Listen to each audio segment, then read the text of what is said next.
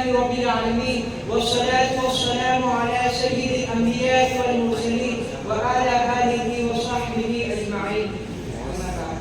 قال الله تعالى: أعوذ بالله من الشيطان الرجيم، بسم الله الرحمن الرحيم.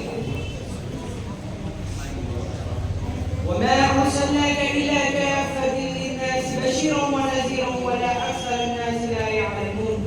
صدق الله العظيم. وقال النبي الأكرم صلى الله عليه وسلم: إنما بعثت لأتمم مكارم الأخلاق، أو كما قال النبي صلى الله عليه وسلم. اتر کر ہیرا سے سوئے قوم آیا، اتر کر ہیرا سے سوئے قوم آیا، اور ایک نسخہ کیمیا ساتھ لایا.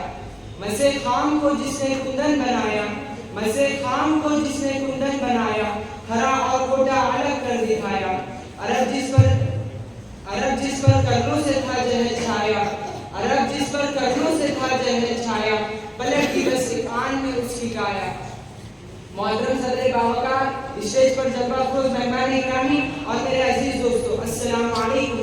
میں نے جو خطبے میں آیت کریم آپ کے سامنے تلاوت فرمائی، اس کا مفہوم یوں ہے کہ اللہ تعالیٰ فرماتے ہیں: اے نبی صلی اللہ علیہ وسلم، ہم نے آپ کو تمام انسانیت کے لیے بشارت دینے والا اور ڈرانے والا بنا کر بھیجا ہے. اور جو حدیث میں نے آپ کے سامنے پڑھی ہے، اس کا مفہوم یوں ہے کہ اللہ کے نبی فرماتے ہیں: میں اخلاقیات کو مکمل کرنے کے لیے مبعوث کیا گیا ہوں.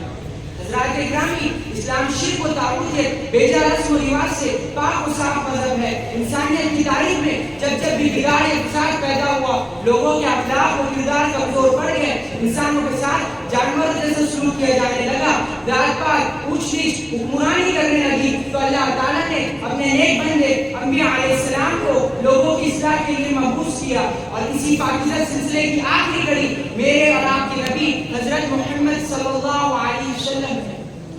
آپ صلی اللہ علیہ وسلم عرب کے آب و گیا سردار کے بے تہذیب و بد تہذیب معاشرے میں توحید کا علم پورے عالم میں لہرانے کے لیے مبعوث کیے گئے، اور صرف 23 سال کے مختصر سے عرصے میں پوری زمین کو شرک و بت پرستی کی گندگی سے پاک و صاف کر دیا.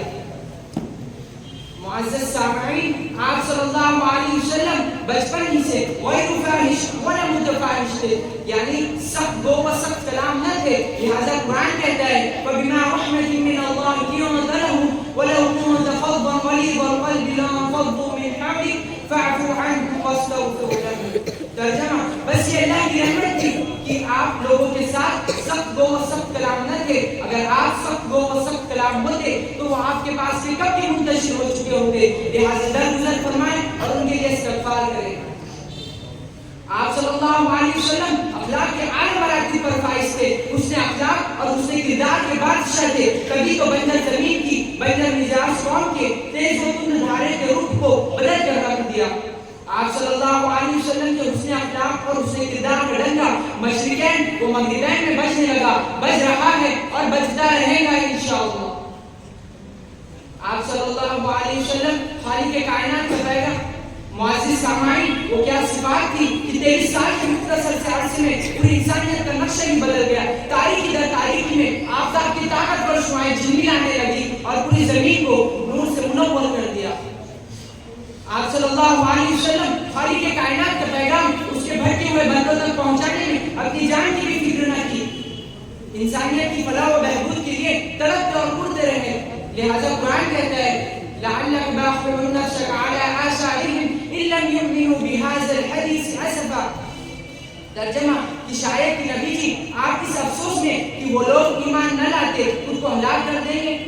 معزز سامعین، جب کسی مقصد محدب کی عظمت و وقعت قلب میں جمع ہو جائے تو ہر چیز اس کے سامنے ہیچ معلوم ہوتی ہے. آپ صلی اللہ علیہ وسلم کا بچھونا اور اوڑھنا دعوت و تبلیغ تھا. لہٰذا حق کے تلاش کرنے والے دھیرے دھیرے آپ کے ارد گرد جمع ہونا شروع ہو گئے. البتہ یہ اتنا آسان نہ تھا. آپ کے حسن اخلاق اور حسن کردار کا گواہ قرآن ہے. قرآن کہتا ہے: إِنَّكَ لَعَلَىٰ خُلُقٍ عَظِيمٍ، کہ نبی صلی اللہ علیہ وسلم آپ اخلاق کے اعلیٰ مرتبے پر ہیں. جبکہ آپ سے کوئی دیہاتی بدوی سخت کلامی سے پیش آتا تو آپ درگزر کا معاملہ فرماتے. جبکہ طائف کے وادی میں اوباشوں کی پتھر کے لگنے کی وجہ سے زخموں سے بہنے والے خون میں لہو لہان ہونے کے باوجود یہ کہنا